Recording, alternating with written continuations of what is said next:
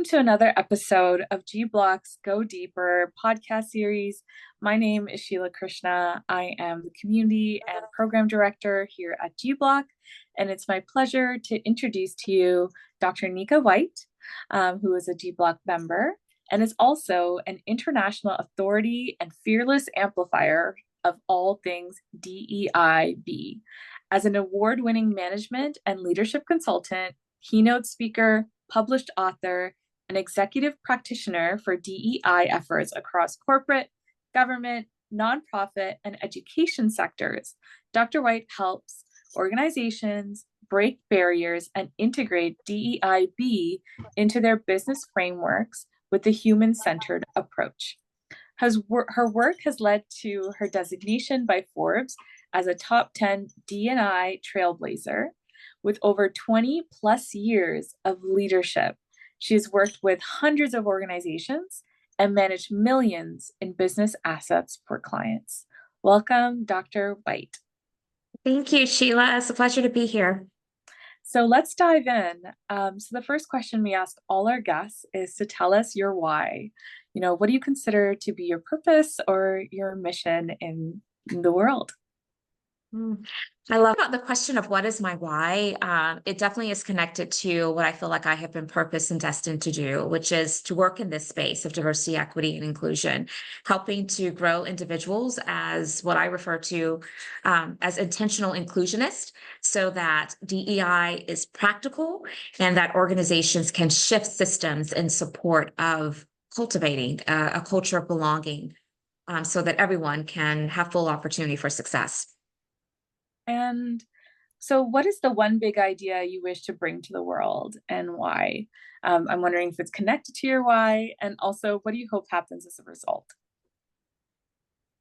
So my one big idea is definitely connected to my why, and that is this notion of becoming an intentional inclusionist.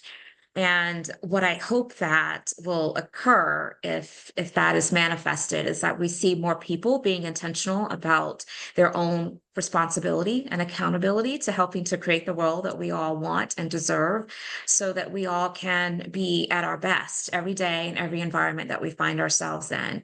And that does require a deep level of commitment, hence the word intentional. It has a certain look and feel about it. It's very calibrated and calculated. It requires being action oriented and believing that the journey that you're on to create success is going to be worth it. Amazing. And one of our pillars at G Block is around connection.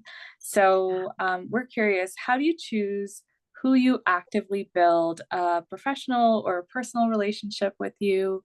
What's important to you when it comes to to really following connection, following a connection or wanting to go deeper? What do you look for to kind of inspire you to do that? I think intuition is really important, and as it relates to building and cultivating relationships. If there's someone that's in my network or inner circle, or maybe someone that I have encountered that I really want to go deeper with in terms of really building a relationship, it's usually because I have sensed that there is something about that person's aura or persona that drives me to them. It could be their personality, it could be the way in which they show up to the world as their authentic selves. It could be maybe some of their skill sets and how they are admired by others. I think it's a multitude of things that can draw us to individuals that we may want to go deeper with in community. But I think also it's about when we are in a need to help cultivate those relationships, just being intentional. And we do so by asking a lot of thoughtful questions, by listening to their stories. I think stories are a great connector of people. It's a great bridge, especially when we may feel like we have a lot of differences and there's not a lot of commonality, but stories can really connect us. It allows us to feel with people and to deepen our empathy and compassion. And it's hard to have compassion for someone that you don't care about. And that sense of care is, I think, what also drives us to want to deepen the relationship and really build and cultivate it, because we are centered on humanity at that point. 100%. I couldn't agree more. And You mentioned questions. So what are some of your favorite questions to ask when getting to know someone, and why? Yeah.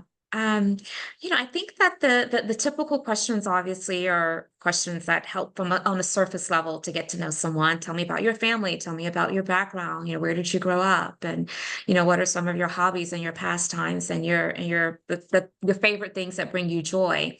But I think also just sharing my own stories and then inviting the opportunity for individuals to take the liberty to share their story, whatever story that they feel comfortable sharing in that moment, is also really a great way to get to know someone. And so I tend to gravitate towards open-ended type questions, Mm-hmm. Mm-hmm. have you ever's and then questions where people can just, again, just open up and share their stories. I think that is the best way to get to know someone. I Absolutely. often I often also ask questions like once I get to know someone, what have you been saying? Or what have you been crusading for that you feel like people Mm, haven't been hearing? And I wow. love that question because it really allows me to get intimate into a person's thoughts, kind of what their beliefs and values are. And I think that that is an incredible way of being able to get to know someone. I love that. I think I might take that and test You're that welcome to use out. it. Yes. That's wonderful. Um, so what are the communities you actively engage in, and why?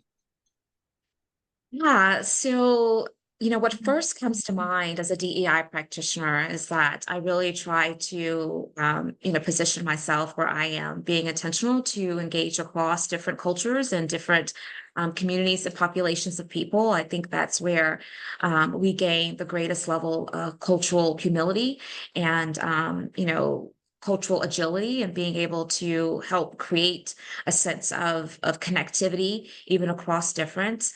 But I think it's also important to name that as a Black woman, I also find a great sense of community and connecting with other Black women, especially other Black Mm, women that may be on a similar journey that I'm on.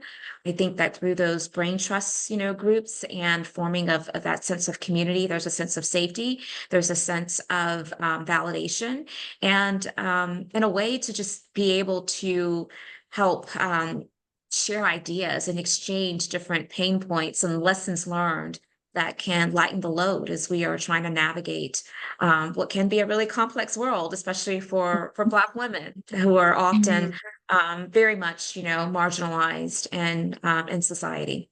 yeah. And so you talked a little bit about creating safety. Like, how do you try to create safety in the spaces that you're in, or even in an interaction? I'm curious about. Yeah. I think it goes back to what I said before, is through my own personal vulnerability and authenticity, it creates a sense of trust. And when trust is there, I think that people feel safer and Mm, leaning in and naming the hard things if it needs to be a delicate conversation. I am a big advocate of asking questions like, what does support look like for you in this moment? And I mhm, think that's an important question that can help create that sense of support and connectivity. Um, and again, just the storytelling factor. I think that the more that we can tell stories and share personal narratives, the that's a great way to deepen relationships. And through that, when relationships are cultivated, I think that people feel a sense of safety and being able to share and express themselves. I love that. Thank you for sharing. So we're going to talk a little bit about contribution. So can you tell us your favorite story of creating impact for someone in your life or through your work? Yeah, this is a great question, and I'm trying to think of one singular story. And I'll share a story that actually I talk about in my book, Inclusion Uncomplicated. It's a book that was published in partnership with Forbes Books, and every chapter I start with a story. And I talk about how a few years ago I decided to lock my hair. And the sister locks, for those who maybe aren't familiar with what it means to lock your hair. And it's a natural state of my hair. And I did so because I felt I had reached a point where I really wanted to be liberated from having to, um, fall into European centric way of how professionalism is defined. And as a Black woman, it is common for Black women to have to spend a lot of time with their hair, and it's time that's taken away from other things that are more important. And so, anyway, I decided to, after a lot of research and trepidation, to lock my hair. And I say trepidation because of all the stigmas that's attached to it. There's a reason that the Crown Act is in place for those who are familiar with that. But I share in my book about how when I decided to lock my hair, and I actually started, going forth and taking my locks on stages and into media interviews, how so many people reached out to me, other Black women that said, you know what, I did not think that I could also wear my natural hair, but seeing you do it is giving me the confidence to do so. And I think that was very impactful because something that I was having trepidation around, what I didn't realize is that once I just took that risk and leaned into it and defined professionalism for myself and not let society define it, it was giving others permission to also do the same thing. And I think that's impactful. That's extremely impactful. That's a really beautiful story. Thank you for sharing that Thank with you. us. And also thinking about contribution, what does a better world look like to you? Yeah, I'm curious about what your vision of that Yeah. would be. So there's so many ways to answer this question, but immediately what comes to mind is excellence. And I don't mean excellence in, this the how some people may perceive it in terms of having to be perfect, having to like just Mm, be resilient 100% of the time to where we aren't thinking about radical self-care and our well-being. But to me, I'm thinking about excellence from a standpoint of doing better each day, right? mm, Outdoing our past successes, overcoming even in the midst of, complications or challenges that we have. And I think that that's what makes a better world is when everyone is in the mindset of growing and becoming better and doing better and improving, not to be superhuman, but just to compete with our own selves and to let the marker be what's my potential, right? And what do I mm. want my potential to be? And I think that if all of us were mindful about that and actioning behind that, it could certainly create a better world. Wonderful. Thank you so much. You're And welcome. we've come to our final question. So, if you could run G Block for a day, what would you do with the community? If I could run G Block for the day, what would I do with the community? I think that I would incorporate a regular cadence of sharing personal narratives and stories just Mm, to deepen the connections and the understanding and our ability to, again, just be human centric mm. and let that create magic that I know it can. I love that. Well, we might do just that. Thank you for the inspiration. I could totally see how we could actually make that happen. Yeah. And we would love to have one of your stories potentially as Oh, well. thank So you. yeah, well, thank you so much for your time and for the insights that you've provided and sharing with us Sure. a little more about you. Um, we're so grateful to have you part of the community. So thank you so much. Thank you for the opportunity. I have appreciated the chance to share.